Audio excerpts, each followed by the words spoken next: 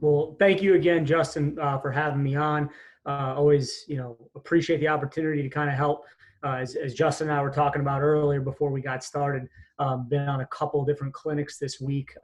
With mostly guys I know and friends, and so it's kind of fun to do a little bit more of a public one. Um, Hopefully, a lot of this is going to answer some questions for some people, help some people. Um, you know, Obviously, not everything is always applicable to every staff based on your size and who you got in the building. If you're a college coach, how many full-time guys you got, your high school guy, how many people are in the building.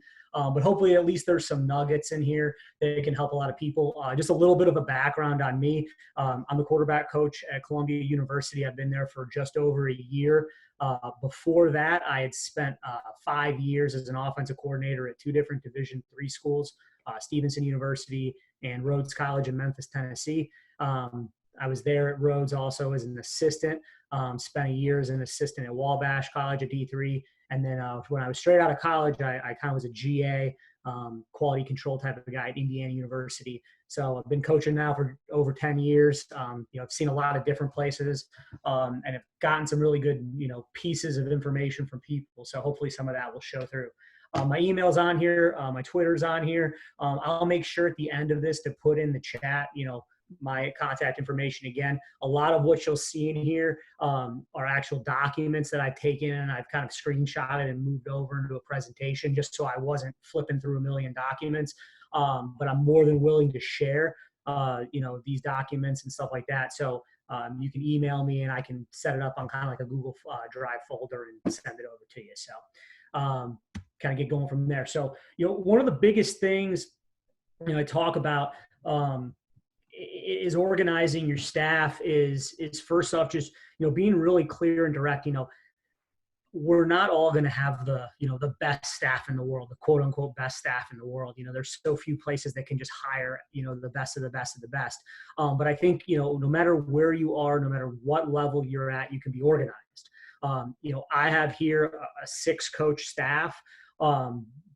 But you can obviously flex these positions, and sometimes your OC won't coach your quarterbacks. That might be your OC might be an O-line coach or a tight end coach or something like that. So, some of this obviously can be, moved around. But I think one of the biggest things as I look at this and talk about this is just being really clear, giving this out to the staff before your season starts, being really clear on what the expectations are in practice, what expectations are in terms of preparing for practice, scouting reports, game planning, game day, film responsibility.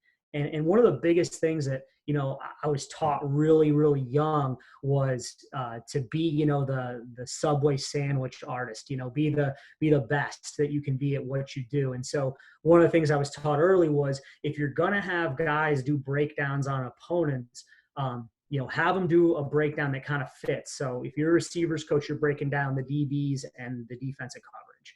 If you're a running back tight end coach, you're doing the linebackers and you're looking at blitzes. And then if you're a line coach, you're looking at the fronts, the stunts. Obviously the blitzes naturally get in there, but then also the D-line play. And the thought process being is if you're going to break it down on the film, then you're going to be the one that's going to present those things in the scouting report or to your offensive staff. And you're the one that's going to be coaching that to your kids, and you're going to be the one that's carting it up during the week. And then you're the one that's going to be watching it on game day.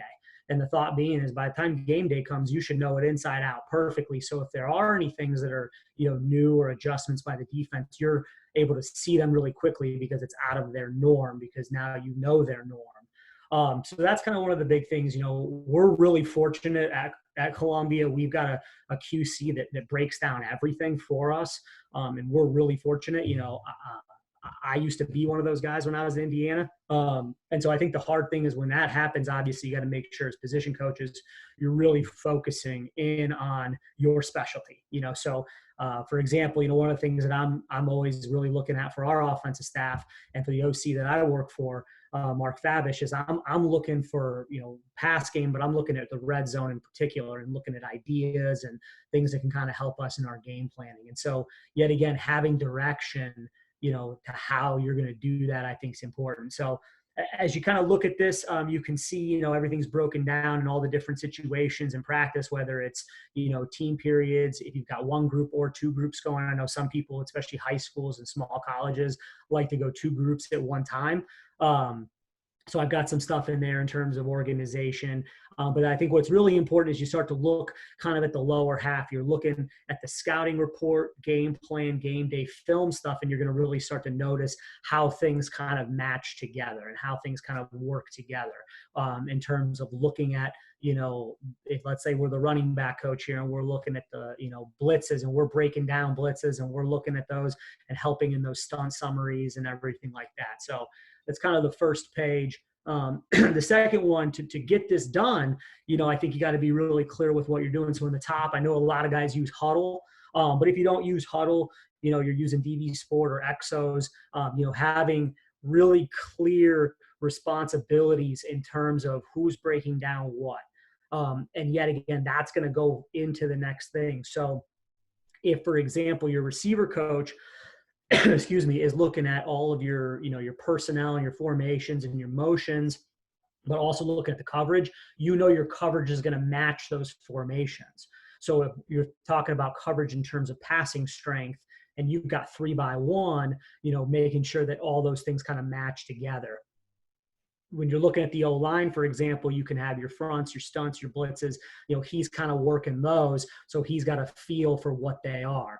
And as you kind of bounce around the sheet, you'll see here at the bottom left, I start talking about how what you get in the breakdown at the top goes into that scouting report. And this can always be, meshed and moved around. And I'm going to talk about scouting reports. I've lived in both worlds where we have done them and we haven't done them. And I think there's a lot of validity to both worlds. I really do. And I'll kind of talk about that. But I do believe if you're going to do a scouting report, don't make it a waste of time. Don't make it just a check the box thing. Make it where you're going to make your players better. And it's going to help you as coaches too during the week. And then make sure when you're doing it that you're really, yet again, getting back to those expertise so guys can be really efficient in their work. So you can see I got there to the left, kind of everything and how it's broken down. And you always notice, the coverages are going with the receiver coach. All the defensive front blitz stuff is going to the O-line coach or the tight end running back coach. And I know a lot of that's going to be specific to, what you guys have on your staff, but at least gives you a little bit of an idea. And then finally in the cut-ups, and I think regardless if you do a scouting report or not, cut-ups are really important. And I think cut-ups are really, really important the day before you start game planning. And obviously as you go through game planning. And there's certain cut-ups that, I really, really think are important as you're looking at, as you're preparing for an opponent. You always have to have a total, breakdown. So you have an idea of statistics and numbers and everything like that. But always having a full blitz cut-up, a full stunt cut-up, and then your situation cut-ups, your red zone, and however you break your red zone down, your third down, and however you want to break that down versus, long, extra long, medium, short, everything like that. I love looking at explosive plays. I like to see what defenses are giving up. I think that's kind of an interesting thing because sometimes you see some similarities. Touchdowns, how are people scoring, or are they not scoring? And then turnovers. And I think turnovers are important because you see in that, how are they being created? Is it self-inflicted wounds, fumbling the ball, throwing really bad picks, or is it their guys making big plays? And are the picks showing up, on deep balls or, intermediate or short throws? So is it the DBs making those plays or is it the linebackers? And so just getting a better feel for who you're playing and what's going on. One of the big things with cut-ups is, I think it's really important to have kind of the same person. I have OC on here, but that doesn't mean it has to be the OC. But I think it's having a consistency in the person doing it to make them so that nothing's falling through the cracks. Because sometimes guys make cut-ups different ways. They might put plays in a big pot and then, pull them out, or they might sort it by a certain thing. So I think having just the same guy do it is important.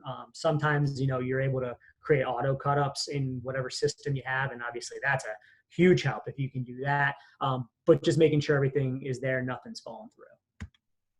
So getting into scouting reports and talking about scouting reports. And like I said, I've lived in both worlds. I've lived in the world where, we've done them. I've lived in the world where, there's not really a lot of use for them or not really a lot of want for them. I don't think that there's really a right or a wrong answer. There's no right, there's no wrong. It's kind of what fits for you guys. I do think if you're spending an exorbitant amount of time on it, it can be kind of detrimental. So you want to be kind of efficient with what you're doing.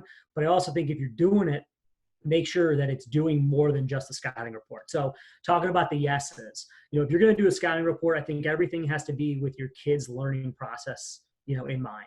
I think you need to keep it simple. I think you need to have it where they can truly understand, what you're trying to say about the defense, what you're trying to relay. I think you have to use pictures and video. A lot of you guys I know are on Huddle, and Huddle is really great to draw pictures over the top. And then it'll save those annotations and you hit play and they disappear and the guys do it. We live in a world of visual learners now.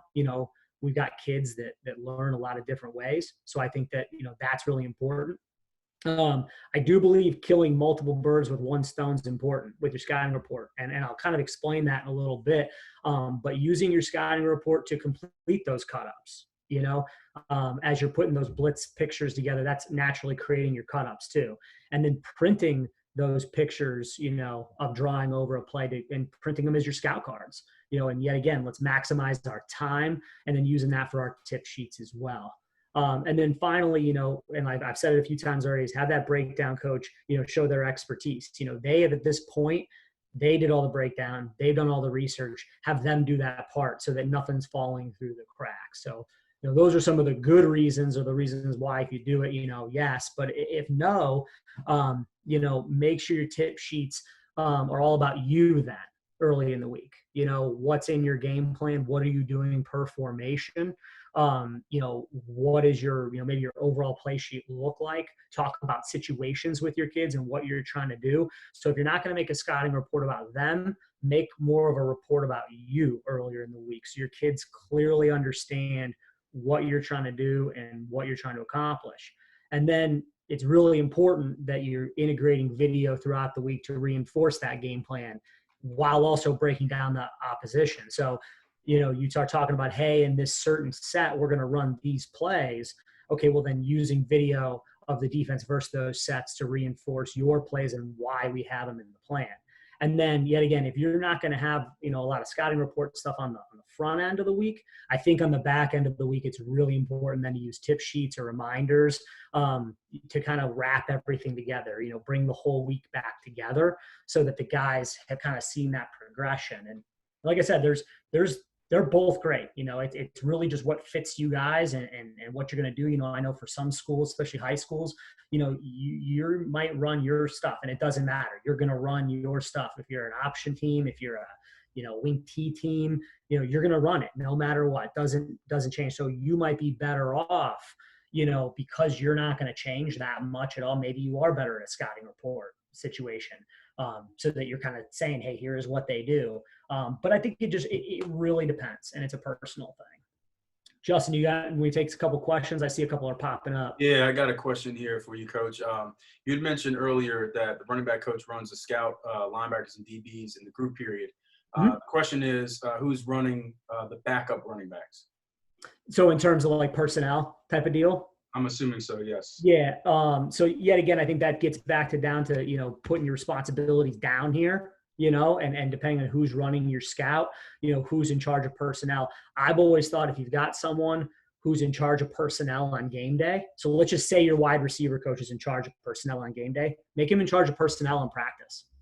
So he's used to it. That's one of the things that we do that I think is really, really good is that, our guys are hearing from our wide receiver coach, Coach Taylor, every day, so that they're hearing from him on game day too. So I think consistency is the key. Sometimes we're not lucky to have a million coaches, to run scout and everything. So, I think also putting on your practice plan, who's going in reps wise, or if there's a certain guy that needs a certain rep. And I'll get into that obviously later. But like if there's a running back that needs to see a certain scheme because he hasn't run it enough, making sure it's on the actual script so that whoever is handling personnel, even if it's not the running back coach, knows that, hey, this kid's got to be in for this play. And then just followed up and said, and who would be coaching them up? I think that's where the film has got to help you. You know what I mean? I mean, obviously, an individual, you're going to be coaching them up. I think, leaving the OC kind of in the background of the play to obviously be the guy who's in charge of everything. And if he sees things, he's got to coach it. But, you know, we all live in a world, doesn't matter where we're coaching, that we're getting less and less time with our kids. We're getting less and less time to do all the things that we want to do. And so film has become that much more critical. But that's the great thing about all the technology out there now with Huddle, even with, DV Sport and Exos, they have online versions and you can annotate on the film and share those annotations out to your guys and notes. So I think, really using that, because the problem is if you're trying to coach your guys between every single play, you're not going to get very many plays run either. And, I know we all are trying to get at least more out of our practice and make it as efficient as possible. So hopefully that answered that question. Yes, sir. We're good. So going into if we want to do a scouting report, okay? If we want to do one, one of the neat things that I learned a few years back visiting an NFL team is I met with the personnel department and I met with like their quality control coaches about how they did scouting reports and how they made it really clear to their guys. And so this is kind of an example of starting off with a 2 deep. And a really, really simple thing that this organization was doing that I thought was really, really cool is they used, the traffic light idea. They used the traffic light idea of, hey, if a guy's really, really good, he needs to be in red. And we need to be aware of who he is, where he is, and what he can do each play. If a guy is not very good, he's a guy that we want to take advantage of, he's a guy that we want to attack, then we put him in green. And so that we know who they are. And then I know there's no yellow on this one example, but usually yellow was kind of reserved for a special personnel package. So if you're playing a team on third down, goes to a nickel, pulls a D lineman off and brings another, DB on or something, maybe that DB would be in yellow. So your kids would be aware, hey, he's coming on the field. That's changing their defense. As you can see up to the left, yet again, have your O-line coach look at the D-line, have your running backs and tight ends coach look at the linebackers, and have your receiver coach look at the DBs.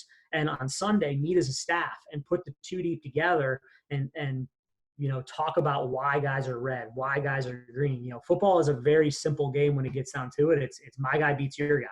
And the more times you can get your good player against their bad player, you're going to be successful. So if you got a good receiver, let's get him on one of these corners in this example. You know what I mean?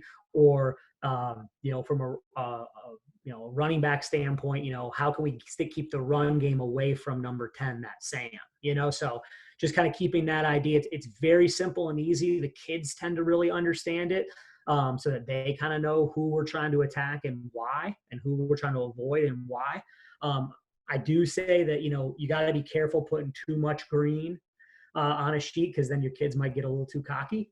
I also think it's not in your best interest to always put too much red on there, because when you got a bunch of red on there, now all of a sudden your kids are going to be like, oh, well, what are we going to do? They're all awesome, apparently. So I think you got to have a balance. I think you have to have a balance. Obviously, you got to be careful with backups too, rating the backups. I mean, they're backups usually for a reason. So you want to think they're green because they're backups, but we don't always know that completely. And sometimes backups don't play. Now, if they're a guy that rotates in, like if they play 3 corners, maybe there's a good reason to, but, just putting some parameters on it so it doesn't get out of control. And then using personnel notes at the bottom, and just kind of overarching things about the defensive structure as a whole, how they play different fronts and how they move people around. So this example, number 9, he was kind of a guy that would play outside linebacker in the boundary, but he also would play D end, so they move him around. And you talk about guys who got good stats, you got to talk about guys that maybe been defensive players of the week, just to kind of paint a picture of who they are. If you've got the time, and this is where time becomes a big thing, is, and I'm sorry, it's a little blurry coming through. You can write up real quickly about the guys. In the college game, it's really easy to find guys' stats online. It's really easy to write a couple notes on positive, negatives in the bottom line. I know sometimes we don't have all that information always available at the high school level. But at the college level, if you got the time to kind of throw these things out there and just, yet again, reinforce why is a kid red, why is he green, and give kind of a back picture. I think it's an easy way. I think also as coaches, the better your opponent in this stance, the more prepared you're going to be. And if that guy doesn't look the same on game day because of injury or whatever, you've got a better background on him. So, Justin, I see a couple more popping up. Do you want me to take a few here?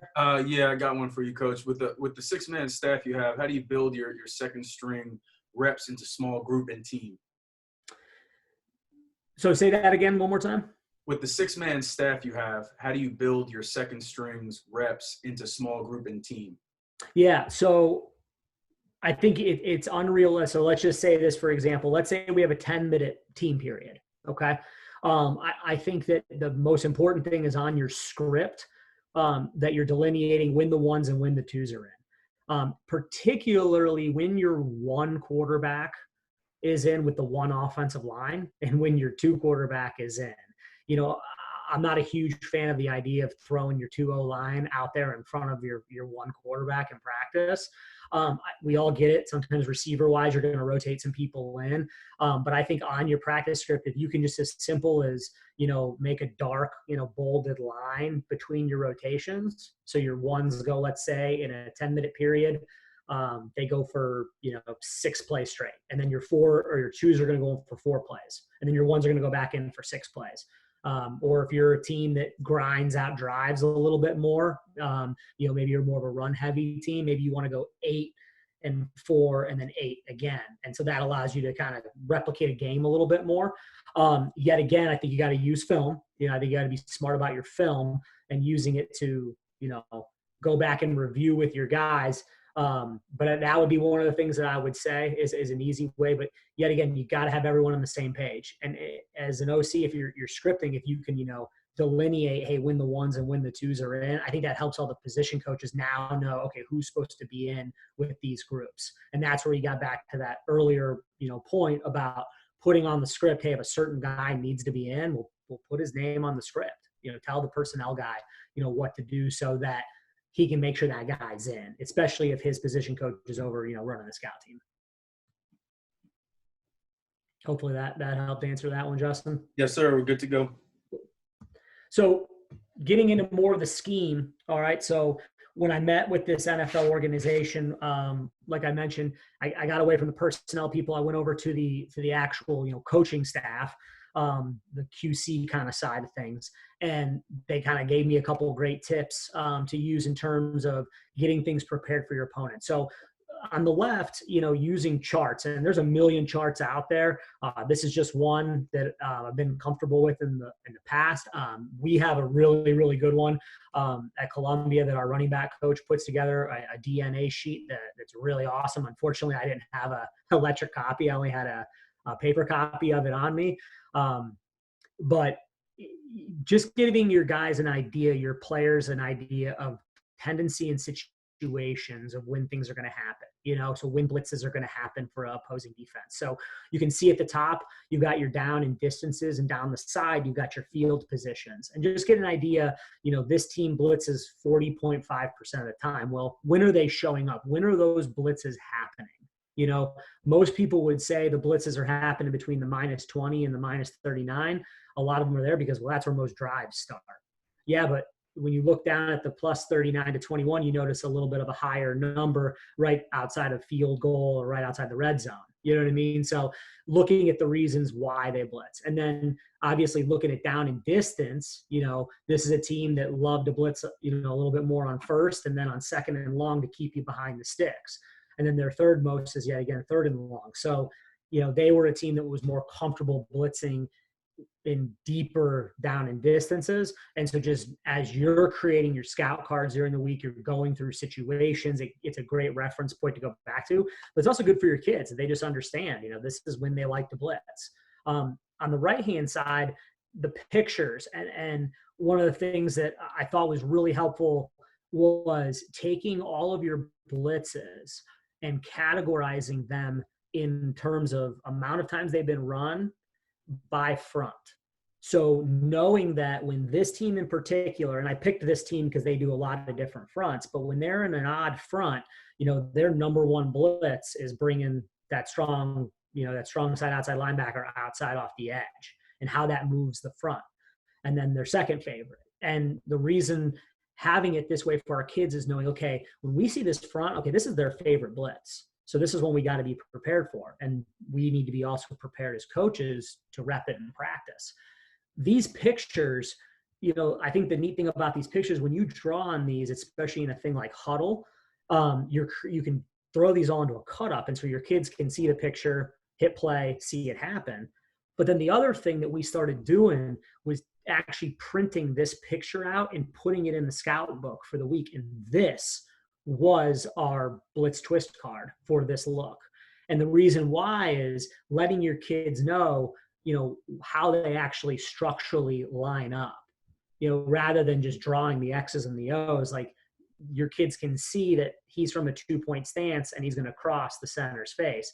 This backside will, who's not blitzing, is pretty wide. So just giving your kids an idea of how they actually line up. And yet again, it's knocking out multiple tasks at once. You're getting a video cut up done, you're getting a picture done for your scouting report, and you're getting a picture done for your blitz twist cards. So it's kind of a way of knocking them all out. And yet again, just giving you some more fronts. That was a 3-man front, but now you got some 4-man front looks against the same team. You got an under front, and then you got your over front, and showing the different blitzes that they liked, the situations, and yet again, working them from the most that they run in that front down to the least amount, and giving your kids a real feel for, hey, this is what they do. This is how they do it. This is when they want to do it. And this is how it looks pre-snap.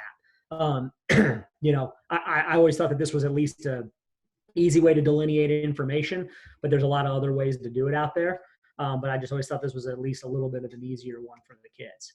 And then doing stunt the exact same way as blitzes, using a chart when they like to do it. And the interesting thing, just looking back at this team, is they never once stunted out of the 3-man front. Never. All of their stunts were an even front. So knowing that even in these numbers here, I mean, this team in particular, man, they went 4-man front, way better chance they were going to stunt you. Where 3-man front, you knew stunt game wasn't going to be a problem, just more blitzes. So looking at the situations, and then yet again, starting at the top, starting at the front and what they run the most, and kind of working your way down the pipe. So there's some under fronts, and then there's some over fronts, and just showing the top ones in the situation. So just kind of tying it all together for the kids. And then coverage, and yet again, I'm sorry, this one kind of came through a little blurry, but just, coverages, yet again, helping your kids out with the tendencies and situations, breaking it down in distance, and breaking down your down and distances, going through personnel, how they match coverage of personnel, and then talk about like the type of zones that they're running, the type of man coverages that they run. So, if they're a man or a zone team. And then finally, against certain formations, because a lot of defenses, they're going to have some tendencies for certain formations. So just kind of breaking that down. And then going into the pictures. So the pictures here, this was something that, a receiver coach I worked with a few years ago came up with this idea, and I thought it was just really awesome. So what he did was he only used pass plays to put these pictures together. He never used run plays. And the reason why I use pass plays is you got a better chance of seeing the backers and the DBs drop. And then the other reason is obviously with pass plays, he wanted to pause it 1.5 seconds, roughly after the play started. Now, obviously, if the ball had already been thrown or, sack or something crazy like that, then it wouldn't be a good clip. But what he was trying to do was take the top coverages and in the top picture show you their pre-snap alignments versus certain formations. And then 1.5 seconds later, screenshot the bottom picture to show you where those guys would end up being. So seeing at the top, let's look at the top right one here, playing inside leverage quarter by this near corner, this bottom corner. And then in the bottom picture, you can see now how soft he is a second and a half into it. And so I thought this was a really cool idea that he had, was just, giving a paper version of showing how the guys played. Yet again, he would have a coverage, cut up with the top picture that the guys could watch. So they could watch coverages by formation, so they could get a good feel for what they do, but having kind of a paper version of it as well to kind of see. And I thought the rationale he had for, the longer plays in nature using pass plays in 1.5 seconds after was a really good way to kind of put it together.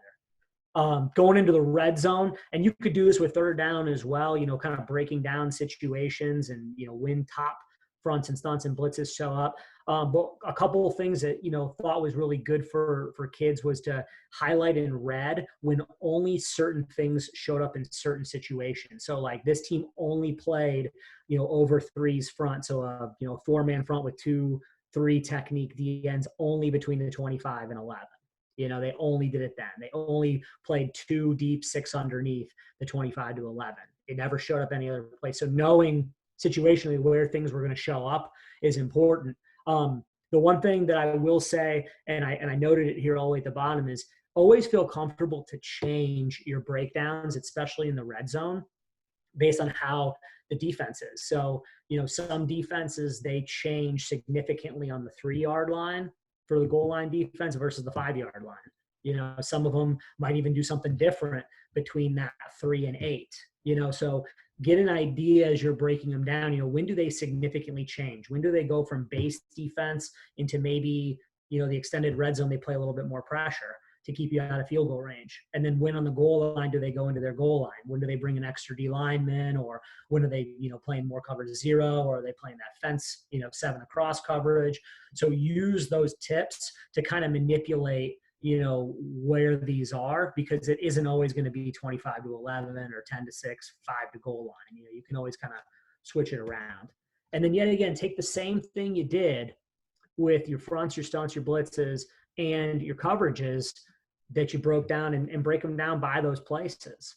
And yet again, this is going to help you, especially when you start scripting for practice and you start preparing for certain situations in practice. Like, you already have a lot of the answers to the test. You already have a lot of things kind of ready for you, so that okay, we're going to run this play on the 22-yard line. They have a huge tendency to be in this front, bring this blitz, and play this coverage. So hitting kind of their number one things to maximize your practice time. So just some of the same examples. So that's kind of my thought on scouting reports. If you're going to do a real scouting report in terms of looking at the defense, Justin, maybe there's a good spot just to stop and answer any questions on that before going into game planning. Yeah, one just came up, I believe. Hold on. I was just asked, how do you label your blitzes? I've done it differently everywhere. The way we do it at Columbia, we name all of them, and we actually try to name almost all of them the same as our defense, how our defense calls them. And I think that that's a really smart idea, because now you, as a scout coach, can speak to the scouts in their language. You can tell them to run, whatever you want to call, your sandbacker coming off the edge. I've been at places that have literally named each guy what they do. So if it's the Sam coming off the C, it would be like S plus C, and then the Mike goes in the A, being M plus A. I've been places that have numbered. So +3 is the C gap, +2, +1, everything. I don't think it really matters. I think if you can do it just like your defense does it, I think that's the best way. Just that's my opinion. I'm saying that's the right opinion, but that is my opinion on it. And the reason why I say that is when you're out there coaching the kids up, sometimes it's not the best to look at a card. They don't have a lot of time. So if you can tell them in their language, they feel like they're running their own defense then too, so that kind of helps in that sense too. They're getting better.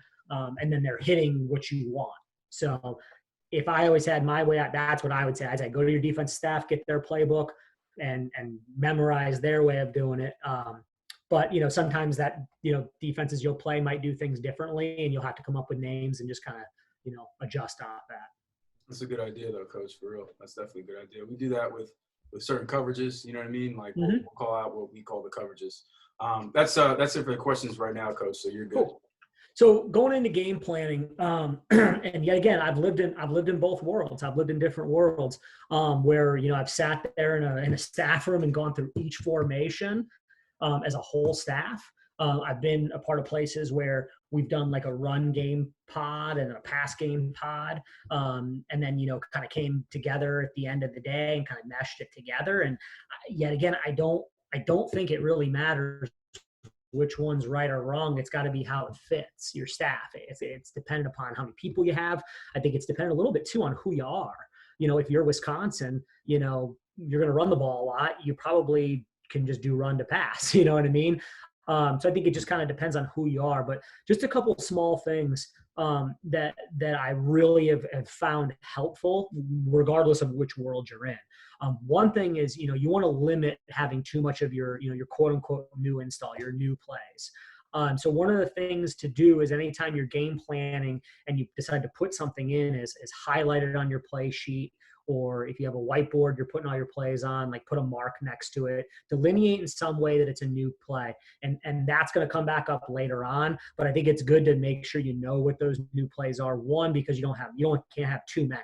You're trying to reinvent your offense every week and have 20 or 30 new plays. Like, you're going to struggle to be effective. You also then have to start to wonder, why'd you originally put your original offensive stuff in?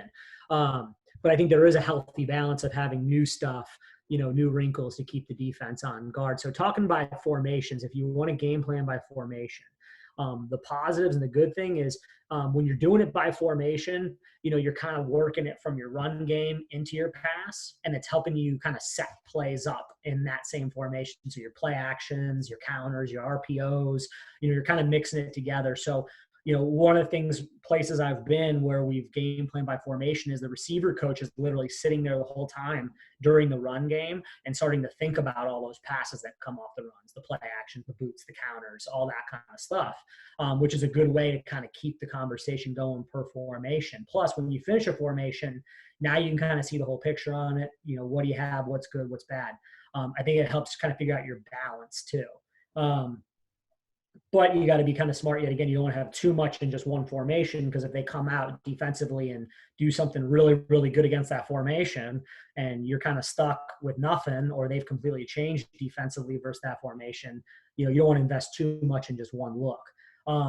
I also think it's good to have balance between formations how the defense is going to line up to, but also have like one or two funky formations or one or two small things. It could be an unbalanced, it could be, tackle over, it could be maybe a formation you've never shown. The hard thing about throwing formations out there in a game that you've never run before is you're a little bit of a roll of the dice the first play or two of how they're going to line up. So running kind of base, simple plays is a good idea to start off with. But I do think it's good to have a couple wrinkles in there to keep them off balance. But it's also good to have formations in your game plan that how they're going to line up. And the reason why that's important is I think it's essential for getting good looks in practice. If you know how they're going to line up, if they're consistent how they'll line up, you can make the scout team do that. Now you can get good looks that are going to help your kids on game day. On the other, token, if you want to do more of the run to pass pod look, this is a great way to get more work done faster for sure. It also probably tends to breed a lot more ideas, which can be great because you got your run and your pass pod separate, and then you come together with all your ideas and you kind of doubled up your work in half the amount of time, which is great. The thing that you got to be kind of weary of when you do it is when you put run or pass plays together, kind of be a little bit more general with some of the formations. So if you're going to run the ball towards, a 3-man surface versus a 2-man surface, kind of be conscious of that in your you're scheming up things. And the reason why I say that is so that when you come together, if the pass game's got their ideas and the run game's got theirs, if you're both a little general about how you're putting things together in terms of formations, I think you mesh it together faster and easier. So if you got like your 2x2 passes and your 3x1 passes kind of, put together, now you can mix those 2x2 runs and those 3x1 runs together to help you. And that will obviously make sure to help you get all your setups. And the other thing I've always thought when you do the pods is make sure to assign certain people in those pods to oversee certain things like play action, screens and draws, and RPOs. Because, okay, you run an RPO. Is it really a run or is it a pass? Well, which one is the primary thing? Is it a PRO? Is it an RPO? Because if it's run first, well, the run pod should probably get it. But if it's a PRO, then the pass pod should get it. Play action, well, the only way you set up play actions off run. So maybe it makes more sense for your run pod to think of your boots and your RPOs to come off of your runs. So just having an idea, pass game wise, if you're throwing the ball a lot out of a certain look, maybe they look at a draw so that they have that counter, that draw off of the pass. So just a couple small things I think to keep in mind. regardless of what world you want to live in, but just some, tips that I've seen at different places to work well. What you got for me, Justin? Question here is, how many formations do you typically carry into a game? Oh man. Hmm. Yeah, man, that really depends. I think it really depends on your personnel. I mean, if you're a 10 personnel team, primarily, there's only so many ways you can line up in 10 personnel. I think if you're a 12 personnel team, you can line up a lot more ways. I think there's a lot more things you can do because the tight ends are moving around the box. Um, I hate to like escape out of the answer. um, I think if you're a big 10 or 11 personnel team, I think you look at a formation on the left hash, in the right hash, you flip it, obviously. I think you look at, maybe being around 10 to 12-ish formations, roughly, maybe. I think, yet again, it gets down to how many total plays you have, too. If you have less plays in your formations, you can have more formations. If you have, less plays, then maybe you can take those plays and put them in a lot of formations. You know what I mean? So I think it kind of depends on if you're, let's just say you're a power inside zone team and you're going to run power and inside zone out of every single look conceivable, then you can have more formations because you're going to run the same run game over and over and over and over and over. But if you're going to run inside zone, outside zone, power, pin and pull, buck sweep, draw, and zone read or power read, well, then you might not be able to accomplish all those things out of all those formations. So I think you got to be honest and find that right balance. Um, I think a lot of it too comes down to your practice reps and how much time you have to practice. And I'm going to talk about self-scout and practice as well. But, if you're not getting enough practice reps in to be comfortable to call things, then you got way too much stuff. And maybe that's too many formations or maybe that's too many plays, but you got too much. So I think it's finding that sweet spot with your time with your kids, your time with your meetings to get all the work done you need to make sure it's right. Anything else, Justin?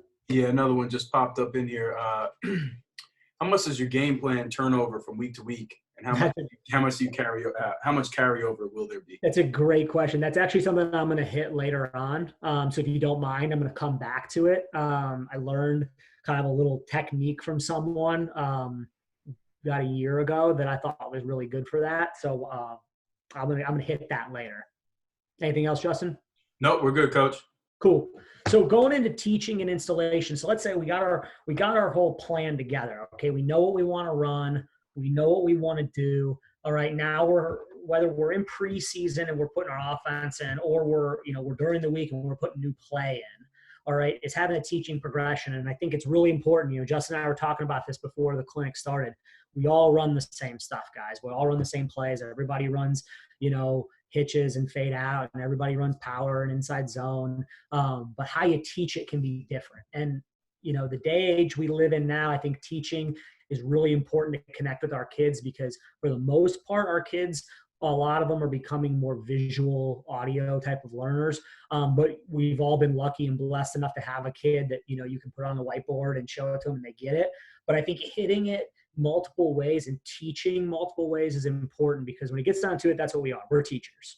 We're teachers. We're teaching the game of football. So how can we teach multiple ways to reinforce things for our kids? And this goes back to one of the questions earlier about, if one coach is over running the scout team, well, how's his guys getting coached up? Well, this process, which I was taught when I was at GA, I think can be really helpful. So first off, when you're putting a play in, whether it's in preseason, you're installing it for the first time, or let's say you're putting a new play in during the week for a game, kind of working through this. So starting off in your install meeting on paper, whiteboard, showing a paper, playbook. Some guys do playbooks, some don't. And then drawing it on a whiteboard, having your kids draw it on the whiteboard, have your kids draw it on a notepad, and actually see it drawn. And then using video clips after seeing it on paper to reinforcement, show the kids how it's done right. This is how the play is run. This is how mesh is run correctly. We're stealing mesh from, whoever, Toledo. Okay, Toledo runs mesh well. Okay, we're going to steal Toledo's mesh. Here's how it looks really good. Okay. And then at practice, using pre-practice walkthroughs to reinforce those plays, which you'll see here as I get into practice planning. And then using your individual periods. Anytime we put in anything new offensively, the quarterback's going to be involved from my standpoint. So I'm always using my individual in practice to make sure we're hitting any new installation, new plays, pass or run, so that they're clear what they do with their technique. Then you want to teach it that technique, in drill work, like with, group pass or one-on-ones or, RPO, 7-on-7 periods, stuff like that. Reinforce it with more of the group work, finally rep it in team, and then finally go back and watch it. Whether your kids are watching film on their own on Huddle or whatever, or you're reviewing it the next day or later that day with them on Huddle, Exos, whatever. But hitting it 7 ways. I truly believe that if you hit it all 7 ways, teaching something to a kid, no matter who you have in your room, everyone's going to get it somehow, some way. You literally are taking the old school paper, then you're showing them video, then you're literally walking through it, and then drilling it in an individual, and then you're running at full speed. I mean, you're giving your kids lots of opportunities to learn things. And so this was something I was taught really young as a coach, and I've always thought it's been really helpful. And so that's always been my approach, whether it's preseason or, during the season when you're putting something new in. So with that kind of goes into practice planning and organization. So my first experience actually with Google Sheets and is now at Columbia. I think it's awesome. I would always lived in the world of having everything on a shared drive at the school, and only one guy could be in the Excel document at a time. And I think Google Drive guys, especially for high school guys or small college guys that might have some of their part-time coaches outside of the building, have them somewhere else. I think that this is a huge advantage because multiple people can be working at the same time. It's easy to edit and share. Google Drive Sheets, they work awesome on a laptop, on an iPad, an iPhone. I've done it on all of those. So I've been, home at nighttime and thought of something for practice the next day and plugged it into my Indy instantly without having to, forget about it or write it down or anything like that. So I think it's really good. The other cool thing is it allows you to go back and archive things. It allows you to go back and, look at what you did last year in a certain week.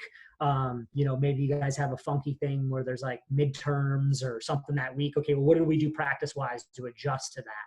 So I think it's a great archive. And then I think it's the best for the coordinators because they can predetermine in there, they can put the team and the group and the emphasis things and fill all those things in. And then the position coaches know, okay, ROC has told us we're doing this, this, and this at these times. Well, now here's my time to fill in. So now I know this is where I got to fill in my individual.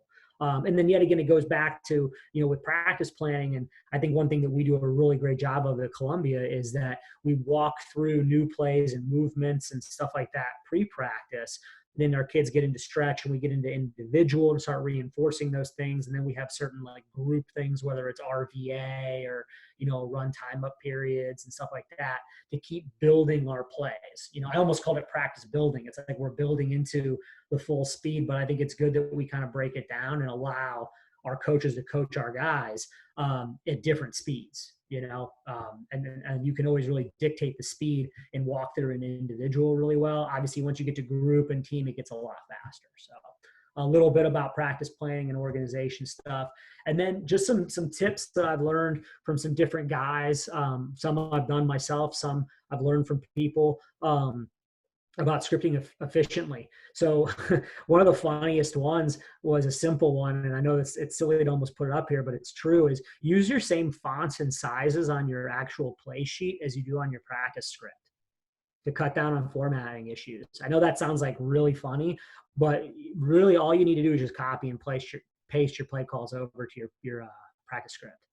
I think, we all get tired in the season if we're looking at a play sheet and we're trying to type it into something else. Like we're naturally going to accidentally have, typos or might put the play the wrong direction or, something like that. And it allows you're constantly copying and pasting from your play sheet. So if something is kind of messed up, once you run it in practice, where the problem is. It's back on your play sheet. Well, now you're fixing your play sheet during the week too, so that you don't have that issue come game day.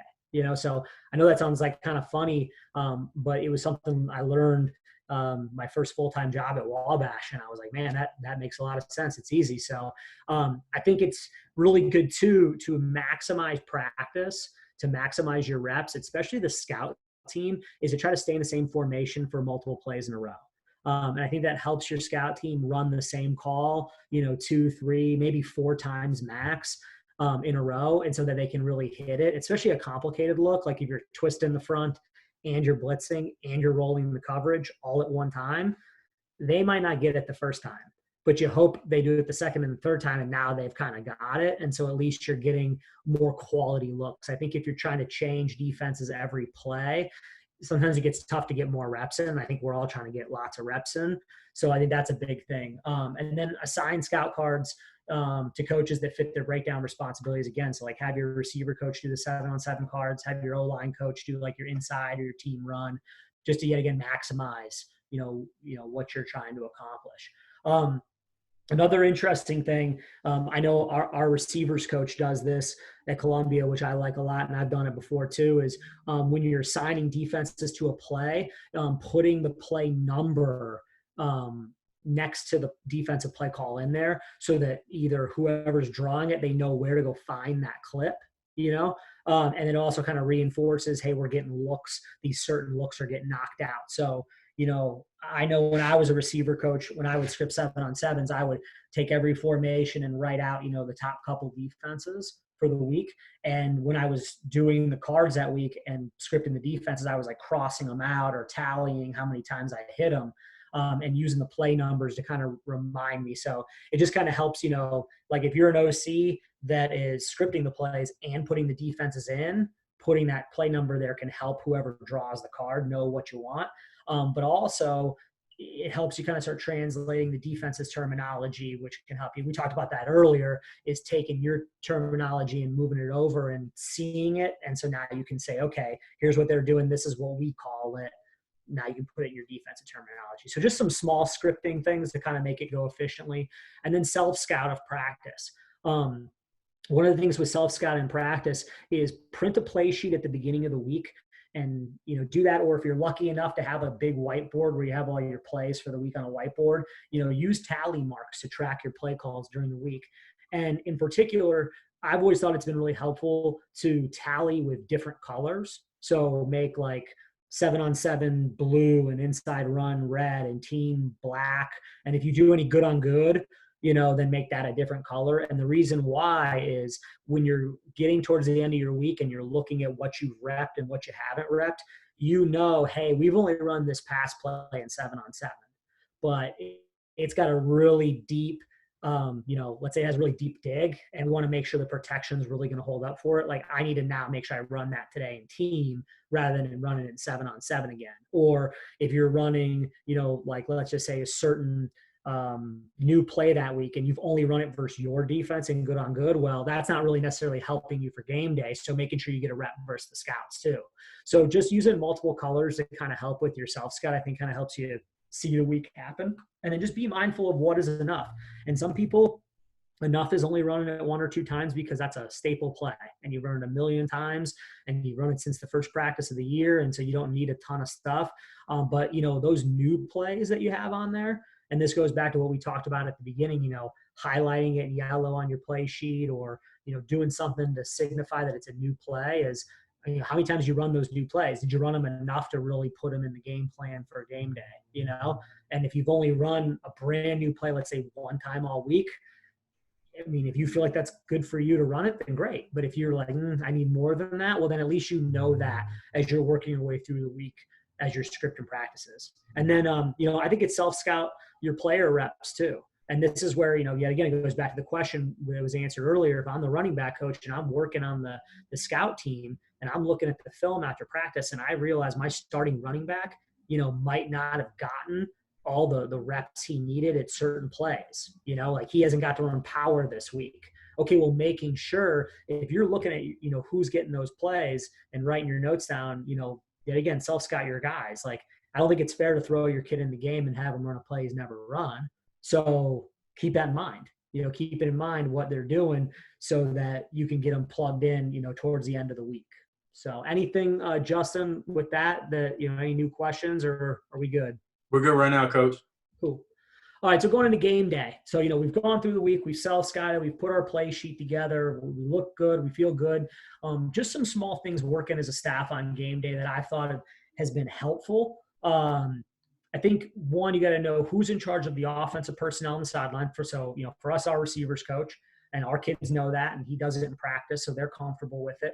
But who's watching the defensive personnel changes too? That's usually someone in the box, or up in the booth. I think that's important. Who's assigned to those two things, because that's usually happening during the play call. So someone's got to be in charge of that during the play call, knowing, hey, are they bringing someone in on third down? Or when they sub, they subbing their D lineman every 3 plays. What are they doing? Don't get caught just watching the play. This is a tough one, especially as a young coach. You want to get caught watching the play, but yet again, going back to your scouting report, going back to your breakdowns, delineate who is in charge of watching what. Your O-line coach can easily watch the front and stunts and the O-line play all at once. The running backs and tight ends coach can, watch your blitzes. And then the receivers coach, can watch the coverage. Now, I know I've been a receiver coach who's been, on the sideline, and that can be tough to sometimes see the coverage. So maybe it's better having someone in the box do it. I think, that's a one that you got to have to kind of figure out. But having people watch certain things to make sure, yet again, like they've watched it a million times. They broke it down. They put it in the scouting report. They drew it all week. Well, if things look different, we know they're doing something different. So now we can make adjustments. And then make sure we're communicating, charting. Always kind of thought it's good to have 2 charts. Have a chart on the field and have a chart in the box. Have a chart in the field that's got your play calls, your fronts, your stunts, your blitzes, so that your O-line coach or whoever's kind of in charge of the running backs, tight ends, O-line on the sideline, they can go through all those plays between series and see, hey, are they stunting us on third down? Are they blitzing us on certain down and distances? Why didn't this play work? Well, they brought this blitz.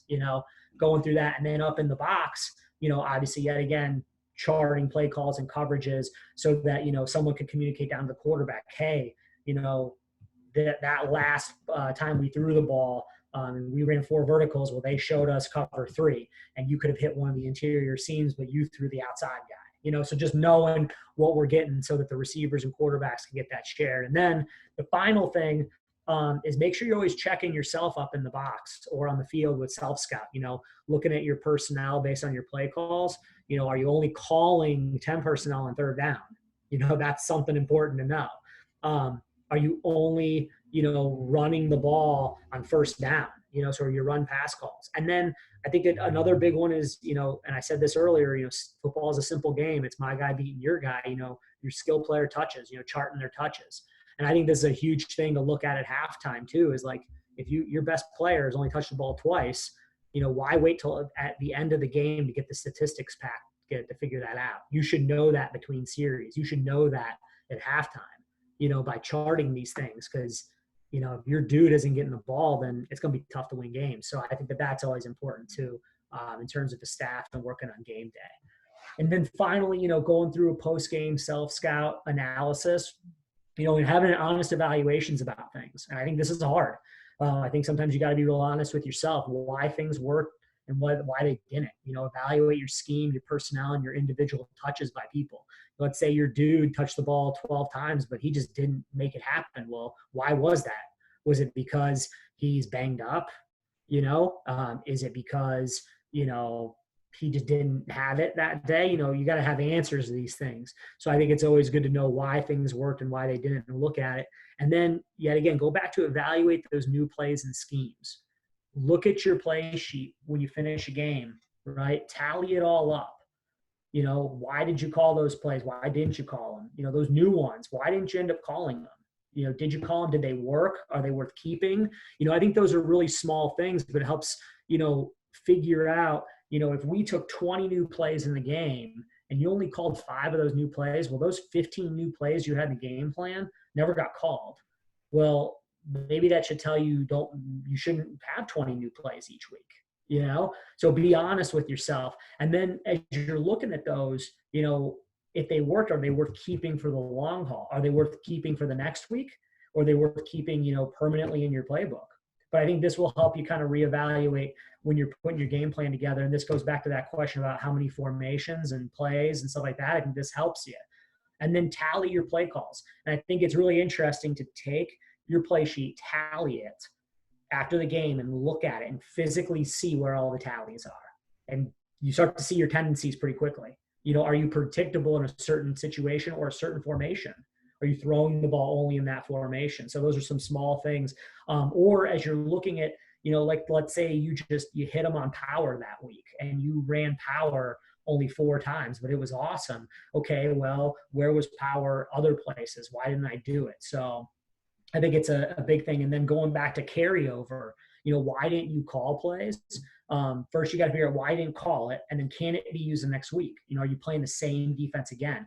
If it's worth keeping, I think it's worth keeping. Take it to the next week because you just logged all those free reps from last week. So if you've got all those reps, cool, like take it with you. But if it's nothing that's going to fit, then you got to figure out, okay, go to the bank idea. Let's say you had some great new plays, but you didn't run them. You got to make the decision. I didn't run them. Okay. Are they going in the bank to show up later this year? If it's a new play that you ran and it ran really well, is it worth putting in the bank for the playbook next year? So having a living document of those things, I think is good too. Have a document of, hey, let's get back to this play later this year, or hey, this play has been really good for us. Let's put this in the playbook next year. This needs to go into our install. So just a couple soft scout things that are kind of small, especially, the night after you play or, the next morning after you play while everything's kind of fresh in your mind just to go back to. So with that's all I got, man. There was a question here, Coach. How are you keeping track of successful plays in the game? Yeah, charting gains. Usually in the box because it's easier to do that in the box. So charting, the actual gain. One thing I learned from the head coach at Butler University a couple of years back was he at halftime looks at all the top hits, gain-wise, and uses that as a part of his adjustment process. So, hey, we hit these plays. They were really good. Should we run them again out of the same look, or can we run that play out of a different look? Looking at explosives, stuff like that. So charting, yeah, that's how I've always kind of charted the gains. And I know sometimes it's not perfect because you're doing it in the heat of the game and it's going fast. So you might be a yard off here or there. But I think we all know that a play over 10 yards is usually a good play. So you're going to naturally look at those pretty quickly. I think we all know that 0-1 isn't very good. So, yeah, it's really that 5-yard play. You start to wonder, was it really 5 or was it 3? Right. But that's something, yeah, that we've always charted gains. How do you break up the red zone? So it's a great question. The way we do it now is we break it up as like kind of the super high red zones, like the 25 to 16-ish. And then we get kind of the 16 to the 9, and then we go 8 to 4, and then we go goal line 3 down. But yet again, I think that comes back to those numbers can adjust, you know what I mean, during the week. So let's say that you're playing a certain team that they turn their goal line defense on at the 5. Like they're willing to do that. Well, then all of a sudden the 5 to the goal line should be its own section now. And then the 6 to, let's say the 11 should be something, and 11 above. So I think it just depends on the defense a little bit, but I think it is good to break it up especially because the pass game changes significantly once you get inside the 16. It changes even more when you get inside the 10. And then obviously inside the 5, it's very compressed. So I think having some guidelines help. So 25 to 16, 16 to 9, 8 to 4, 3 to the goal line, I think is a good way to start. But you always can have a little bit of flexibility in that too. Absolutely. Another question just came in. How often do you add a new play in during halftime? I've never added a whole new play at halftime. I've been a part of places where we've gone to plays that we've run before, maybe we ran it the week before or 2 weeks before and gone back to it. I think it's risky, even to do that because you haven't repped it all week. So you got to really hope it's gonna hit. I'm a firm believer in setting the kids up for success, and running what they've run during the week. And, I think when you start going to the well and trying to pick plays that, you know, you haven't really repped that week or before, you might not be putting your kids always in the best situations. I think that's pretty Absolutely. tough. Now, if you got like a staple in your offense, like let's say you didn't run draw all week, but like they're giving you draw and you've run draw before, like, okay, I think that's a little, I think that's a justifiable reason. But I think sometimes like if you're going to run pin and pull and you haven't practiced pin and pull all week versus all the pressures and the stunts and all that, I think that's like a tough one. So I think it just kind of depends. No doubt. No, absolutely. I think it'd be more or less making an adjustment to something you currently have in from what the team is giving you. Yeah. Yeah. If anybody else has any last minute questions while they're doing that, Coach, do you want to just put up your contact information one more time? Yeah, absolutely. In case anybody missed it in the beginning. Yep.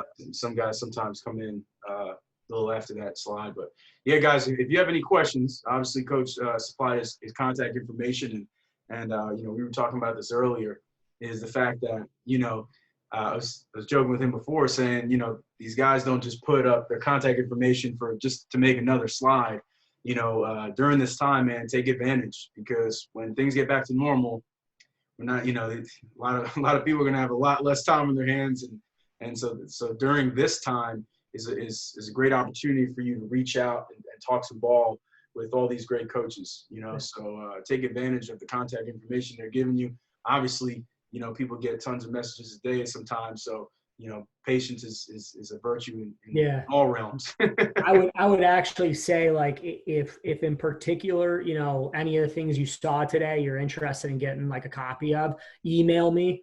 And the reason why I say that is because I'm going to email the document to you. You know what I mean? So the easiest way, if you liked any of the, charts or anything like that might be helpful for you and your team, email me so that I can just respond to that email with the documents. Because obviously, like Twitter, I got my Twitter on there, which is also my Instagram.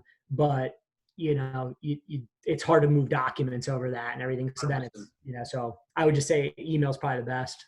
And if it's easier for you, Coach, any couple documents that you want to share, I mean, you could always send it to me. I can put it on the drive, so you don't have to send it out a bunch of different times. That's up to you, of course.